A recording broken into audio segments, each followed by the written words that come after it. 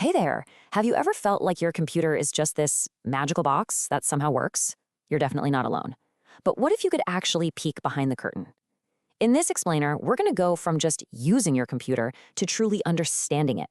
We're going to turn that digital chaos into total control by getting to know the foundation of everything you do, your operating system.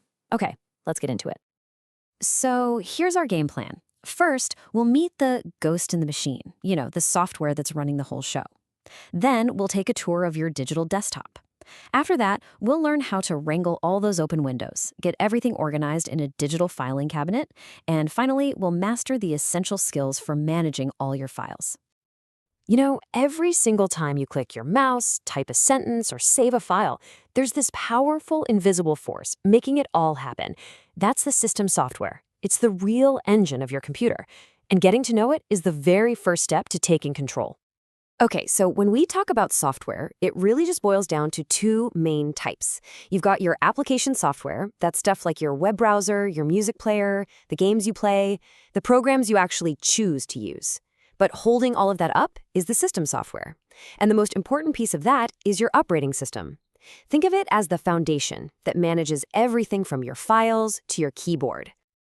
All right, so now that we have a feel for what's running in the background, let's talk about what you see right up front. Your desktop isn't just a pretty background picture, it's your main workspace. It's really the command center for everything you're about to do. If you're on a Windows machine, this is home base. Of course, you can change the background to make it your own, but the real action is down at the bottom. You've got the taskbar, which is like your mission control for all your open apps. And then there's the Start menu, which is basically your gateway to everything else on the computer. And for all you Mac users out there, guess what? The idea is exactly the same. It's just that things have different names and live in different places. You've got your menu bar way up at the top, the dock at the bottom for your favorite apps, and Launchpad for finding everything else. See? Two totally different systems, but with the same goal, giving you a simple, organized workspace. So let's zoom in on that little mission control area. Whether you call it the taskbar or the dock, this little strip at the edge of your screen is, without a doubt, one of the most important parts of your desktop for getting things done fast. Now, they might look a little different, but they do pretty similar jobs. Both of them give you one-click access to your favorite programs and whatever you have open right now. The Windows taskbar also packs in search and notifications, while the macOS dock is a bit more streamlined, really focusing on your apps and files, and it has that cool flexibility of letting you move it to the side or bottom of the screen. The best way to use this space is to make it yours. So here's a super simple but powerful tip for Windows users. If there's an app you use all the time, you should pin it. All you do is open the app, right-click its icon on the taskbar, and hit Pin to Taskbar. And boom, just like that, it's there forever, ready for instant access. Okay, so we know how to launch apps now, but that leads to a whole new problem: digital clutter, right? Having 10 different windows open at once can feel totally chaotic. So let's talk about how to bring a little order to all that madness. I mean, we've all been there. You're trying to work on a project, and suddenly your screen is just a huge mess of overlapping windows. You can't find the one you need, and your productivity just grinds to a halt. It's such a universal feeling of digital overload. The first step is just mastering these 3 little buttons. They look pretty similar, but there's one really key difference. See how on Windows that red X closes the entire program?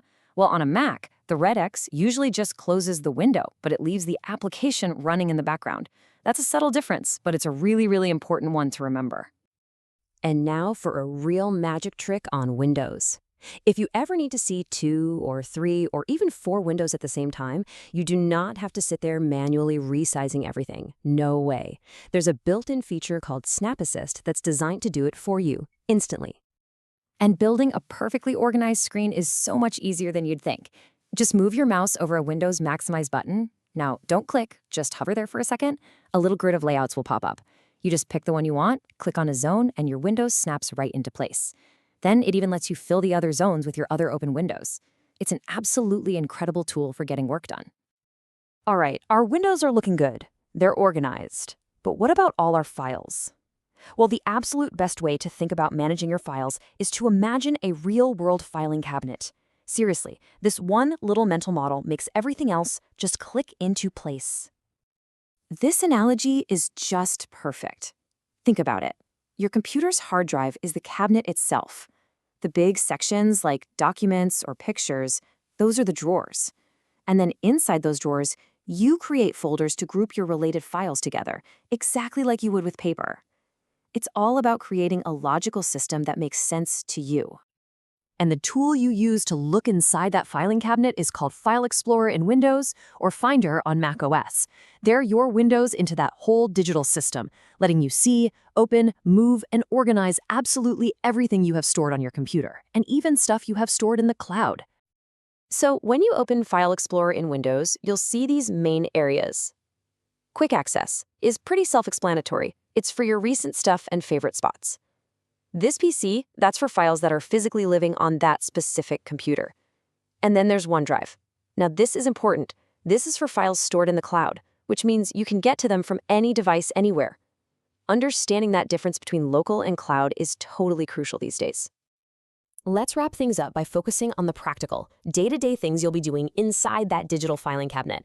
These are the fundamental skills that are going to keep you organized and working efficiently. Okay, these are the big three. Creating folders to group things together, renaming files so you can actually find them later, and deleting what you don't need anymore.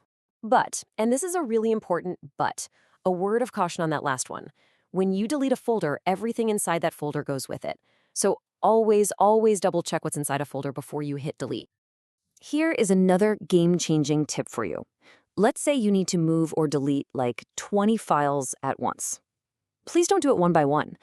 Just click on the very first file in the list, then hold down the Shift key on your keyboard and click the very last file. And poof! Everything in between gets selected instantly. This will save you so much time. Have you ever seen a file or a folder that has a little zipper on it? That's a compressed or zipped folder. The whole point is to basically bundle a bunch of files together and shrink their total size down. This is super useful when you need to email a bunch of photos to someone or upload a whole project folder to a website. And the process itself couldn't be easier. To create a zip file, you pretty much just right-click on your files and choose Compress. And to open one up, you select it and click Extract All to unpack everything that's inside. It's really just a simple two-way street that makes sharing a lot of files way easier. So, we'll end with this question for you to think about. After everything we've gone over, from navigating your desktop to organizing your files, take a hard look at your own computer. Have you built a nice, organized filing cabinet where you can find anything in seconds? Or is it maybe more of a digital junk drawer? The power to decide is now officially in your hands.